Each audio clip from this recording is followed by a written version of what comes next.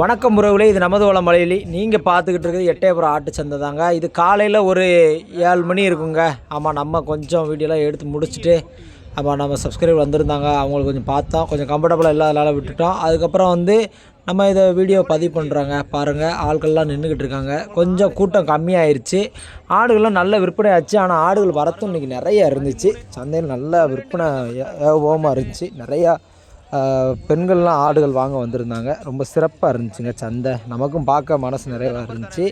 ஆமாம், யாருக்குனாலும் ஆடு வாங்கணும்னு சொன்னிங்கன்னா கண்டிப்பாக நம்மளை காண்டாக்ட் பண்ணலாம். நம்ம நியாயமாக வாங்கி தருவோம். இப்போயும் சொல்லுதேன், எந்த இடைத்தரகளும் ஊடால் வராமல் நம்ம 100 ரூபாய்க்கு மேலே குட்டி யார்கிட்டையும் வாங்கினது கிடையாது. இனி வாங்கவும் மாட்டோம். ஏன் அப்படின்னா நம்ம நேர்மையாக வாங்கணும் முடிவு எடுத்து தான் அதை பண்ணிக்கிட்டே இருக்கோம். பாருங்கள், சந்தைக்கு வந்ததில் பெரிய கிடாய்ங்க. கிட்டாயை பாருங்கள், தோரணையை எவ்வளோ உயரம்னு.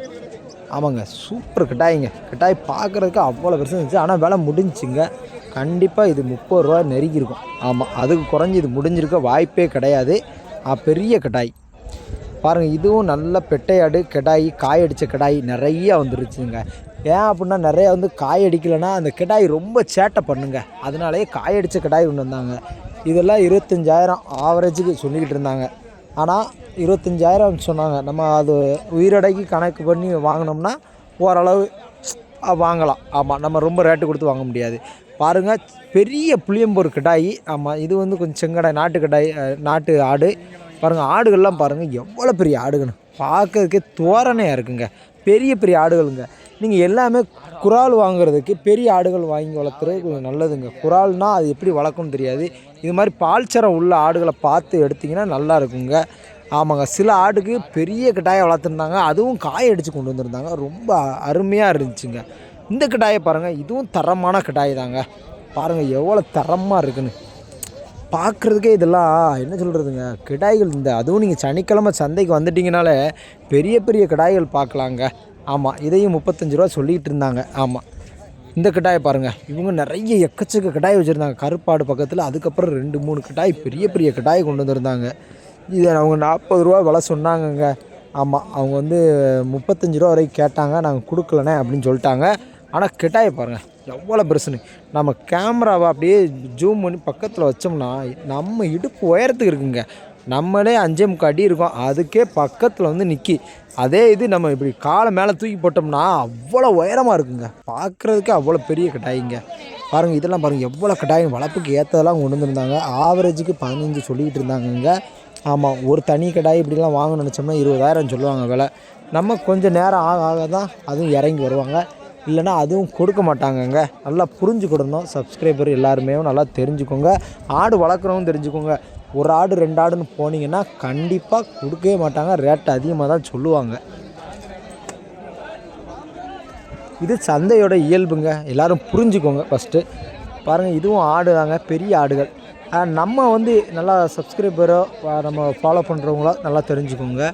ஏன் நம்ம ரிஸ்க் எடுத்து நிறைய ரூல்ஸ் அண்ட் ரெகுலேஷன் யூடியூப் இருக்குங்க, கைட்லைன்ஸு. ஆனாலும் அதை மீறி தாங்க நம்ம உங்களுக்கு வீடியோலாம் பதிவு பண்ணிக்கிட்டு இருக்கோம். அதை நல்லா புரிஞ்சுக்கோங்க. நம்ம இந்த யூடியூப்லேருந்து பணம் வர்றதோ அதெல்லாம் கிடையாதுங்க. நம்ம வியாபாரத்துக்காண்டி தான் பண்ணிக்கிட்டு இருக்கோம். இந்த வியாபாரத்தை சக்ஸஸ்ஃபுல்லாக ஜெனியூனாக கடைசி வரைக்கும் கொண்டு போனோம். அப்படி தான் இதெல்லாம் நம்ம தெரிஞ்ச அண்ணன் தான். பாருங்கள், இந்த ஆடெல்லாம் ஆவரேஜுக்கு 13 ரூபா சொல்லிக்கிட்டு இருந்தாங்க.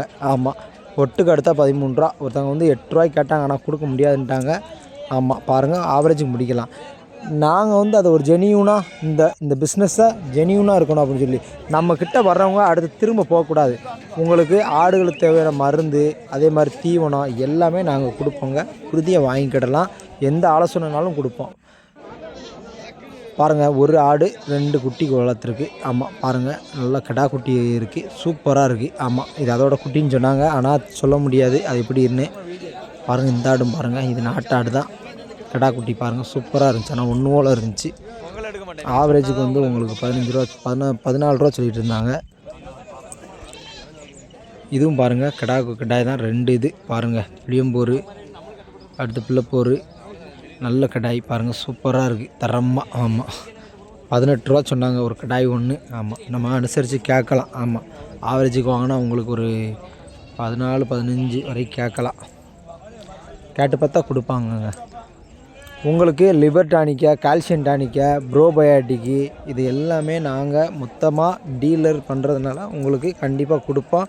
உங்களுக்கு நீங்கள் மெடிக்கலில் வாங்குறதுக்கு உங்களுக்கு கொஞ்சம் கம்மியாகவே கொடுப்போங்க. யாருனாலும் வாங்கிக்கலாம்.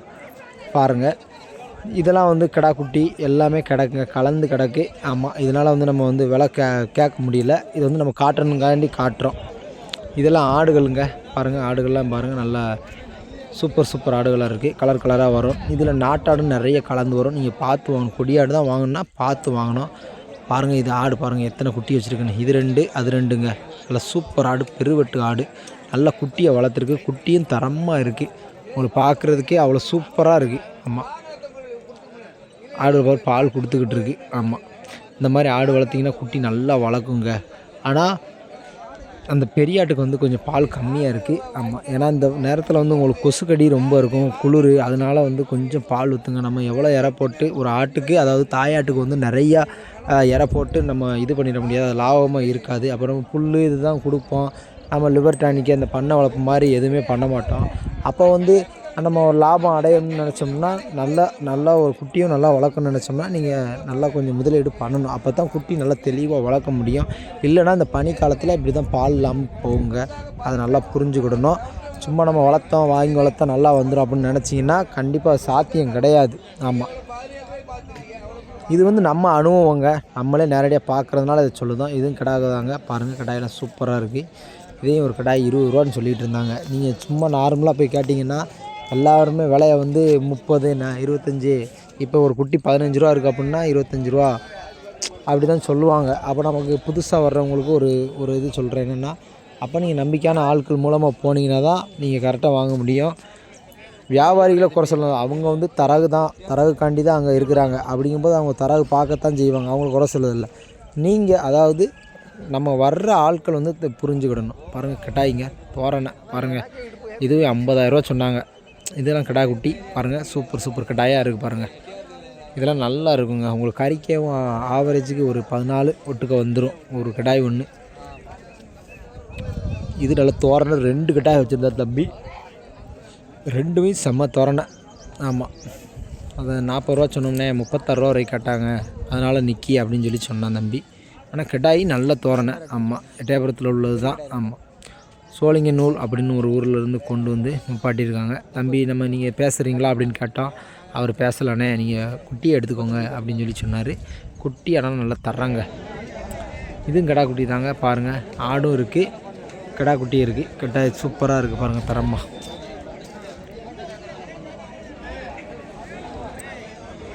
சந்தையில் வந்து நிறைய பேர் என்ன சொல்கிறாங்க அப்படின்னா, நாங்கள் போய் நின்னாலுமே வியாபாரி விட மாட்டேங்கிறாங்க. வந்து தரகர் வந்து வாங்கி தரேன் இது பண்ணுறாங்க.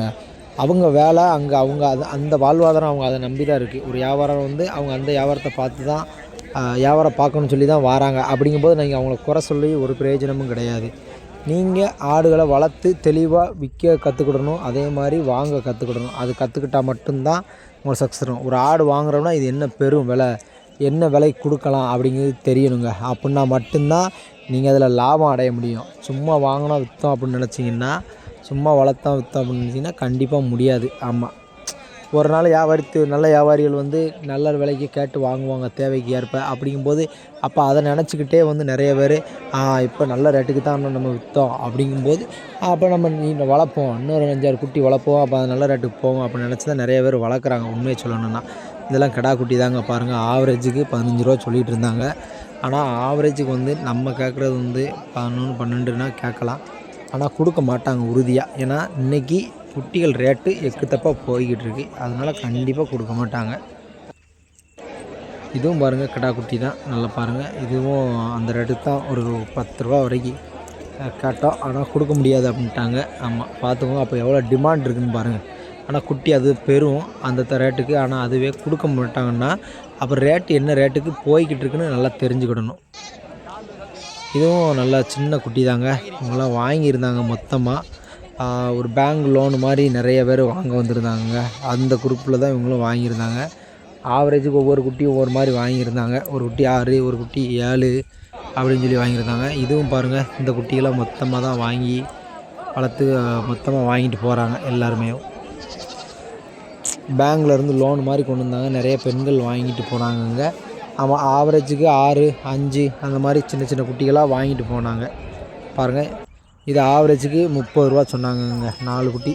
ஆமாம், 30 ரூபா ஆவரேஜுக்கு சொன்னாங்க. நல்லா சின்ன சின்ன குட்டிகள் தான். ஆனால் கலரு கொஞ்சம் கருப்பு. ஆமாம், இதெல்லாம் நல்லா இருக்கும். பெட்டை குட்டி இருக்குது, கடா குட்டி இருக்குது அப்படின்னாங்க. நாம் மருந்து சொன்னோம், எப்படின்னா இதை வளர்க்கணும், இதை போகணுன்னு என்ன நீங்கள் முதலுதவி பண்ணணும் அப்படின்னு சொல்லி சொன்னோம். ஆமாம், அது அவங்க நீங்கள் என் நம்பரை கொடுத்தேன், நம்பர் கேட்டாங்க, நம்பர் கொடுத்தேன், எல்லா டீட்டெயிலும் அனுப்பி விட்ருக்கேங்க அவங்களுக்கு. இது மாதிரி யாரும் புதுசாக வளர்க்குறவங்க நீங்கள் என்னென்ன மருந்து கொடுக்கணும் அப்படின்னு சொன்னீங்கன்னா நம்ம சொல்லுவோங்க. அதெல்லாம் கொடுத்து வளர்த்திங்கன்னா கொஞ்சம் ஆடு நல்லாயிருக்கும். பாருங்கள், இது கடா குட்டி தான். இந்த குட்டியும் வந்து 10 ரூபா சொல்லிக்கிட்டு இருந்தாங்க. ஆமாம், நம்ம ஒரு 9 ரூபா அந்த இதில் கேட்டோம்னா ஓரளவு முடிய வாய்ப்பு இருக்குது. நம்ம கேட்டு பார்த்தா தான் அது வந்து அவங்க கொடுக்குறது எல்லோரும் சொல்ல மாட்டாங்க. கொஞ்சம் அவங்க கேட்டு பார்ப்பாங்க. அவங்க சரி முடிஞ்சிடும் அப்படின்னு நினச்சா தான் கொடுப்பாங்க. பாருங்கள், இது கிடாய்ங்க, நல்லா முடிஞ்சிச்சு. நல்ல பெருவெட்டு கிடாய் தான். ஆனால் என்ன ரேட்டுக்கு முடித்தாங்கன்னு தெரியல. கொஞ்சம் தோரணையாக இருந்ததுனால நம்ம நிறைய கிடாய்களை காட்டுவோம் அப்படின்னு சொல்லி காட்டுற சப்ஸ்கிரைபருக்கு. அப்போ தான் வளர்க்கணும் அவங்களுக்கு ஒரு ஆர்வம் வரும்.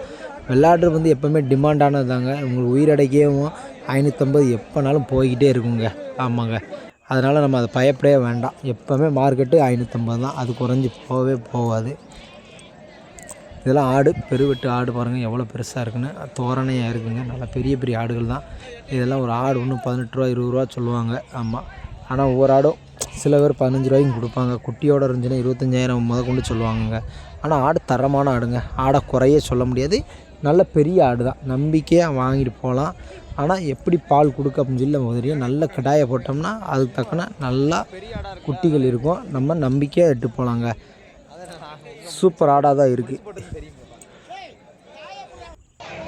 பாருங்கள், கிடா குட்டி தான், 2 சூப்பர் கிடாயாக இருக்குது. ஆமாம், இது நம்ம முடிச்சிருச்சு. ஆனால் நம்ம விலை கேட்கல.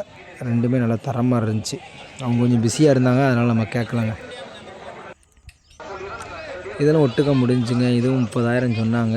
ஆமாம், நம்ம எல்லாத்துக்குமே மருந்து 5 கேஜி சொன்னாங்க. 35,000 30,000 சொன்னாங்க. ஆனால் ஒட்டுக்க முடிஞ்சு. ஆமாம், குட்டிகள் சின்ன சின்ன குட்டிகள் தான். லோனு அதனால் நம்ம வீடியோ எடுக்க முடியாது அப்படின்னு சொன்னாங்க. இதுவும் இந்த லோனு மூலமாக தான் வாங்கியிருக்காங்க. நிறைய பெண்கள் வந்து கவர்மெண்ட்லேருந்து வாங்கி கொடுத்துருக்காங்க அப்படின்னு சொல்லி சொன்னாங்க. ஃபோட்டோலாம் எடுத்துக்கிட்டாங்க. எடுத்து அதை கவர்மெண்ட்டுக்கு அனுப்பணும் அப்படின்னு சொல்லி சொன்னாங்க. பேங்க் ஆஃபீஸர் வந்திருக்காங்கன்னு தெரியல. நிறைய அந்த லோன் அரேஞ்ச் பண்ணுறவங்க வந்திருந்தாங்க. பாருங்கள், இது கிடா குட்டி 4 ரூபான்னு சொன்னார் தம்பி. பரவாயில்ல, நல்ல ரேட்டு தான். ஏன்னா நேற்று இது வந்து உங்களுக்கு வெள்ளிக்கிழமை சந்தையில் வந்து இது ரேட்டு அதிகம் போய்கிட்டு இருந்துச்சு.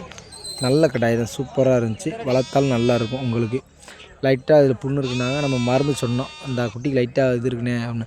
அப்போ நம்மளே மருந்து சொன்னோம், ஐமேக்ஸ்ன்னு சொல்லி சொன்னோம், அது நல்லாயிருக்கும் அப்படின்னு சொன்னோம்.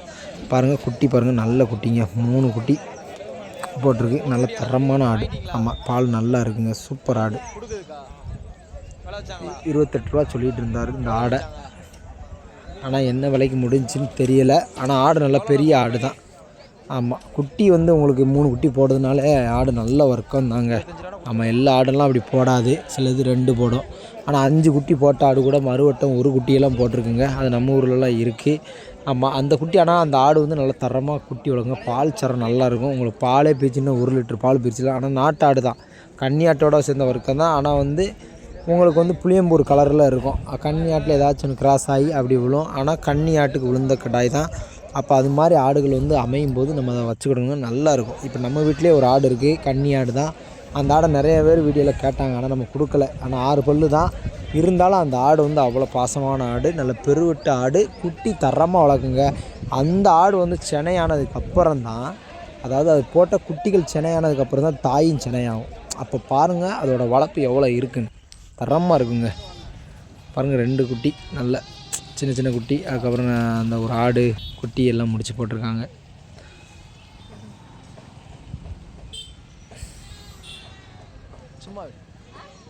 சும்மா வீடியோ பார்த்து எப்போவுமே ஆடுகள் வாங்கும்போது கவனமாக வாங்கணும். சந்தையில் இது நோய் தொற்று இருக்கா எல்லாமே பார்க்கணும். சளி இருந்தால் சளிக்கு உடனே மருந்து கொடுத்துடணும், மறந்துடாதீங்க.